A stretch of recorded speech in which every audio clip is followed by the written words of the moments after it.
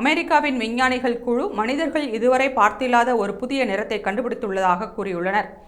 ஓலோ என பெயரிடப்பட்ட இந்த நிறம் நீல பச்சை கலப்புடையதாக, இயற்கையாக காண முடியாத நிறமாகவும் விவரிக்கப்படுகிறது. இந்த ஆய்வில் ஆராய்ச்சியாளர்கள் ஒவ்வொரு பங்கேற்பாளரின் கண்களில் ஒரு கண் வழியாக லேசர் கதிர்களை செலுத்தி கண்ணின் பின்னே உள்ள ரெட்டினாவை தூண்டினர். இதில் 3 விதமான கலர் செல்களில் ஒன்றான எம் செல்கள் மட்டும் தூண்டப்பட்டன. சாதாரணமாக எம் செல்கள் தூண்டப்படும் போது அதன் அருகிலுள்ள எல் மற்றும் எஸ் செல்களும் தூண்டப்படும்.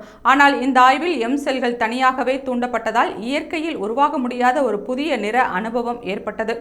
இந்த புதிய நிறத்தை கண்டவர்கள் அதை புரிந்து கொள்ள நிற டயலை மாற்றி ஒற்றுமைப்படுத்த முயன்றனர். அவர்களில் ஒருவர் கலிபோர்னியா பல்கலைக்கழகத்தைச் சேர்ந்த பேராசிரியர் ரென் என்ஜி ஆவார். அவர் கூறுகையில், ஓலோ என்பது இயற்கையில் காணும் எந்த நிறத்தையும் விட வித்தியாசமாக உள்ளது என தெரிவித்துள்ளார். அதேவேளை சில நிபுணர்கள் இந்த நிறம் உண்மையில் புதியதா என்பது விவாதத்துக்குரியது என கூறுகின்றனர்.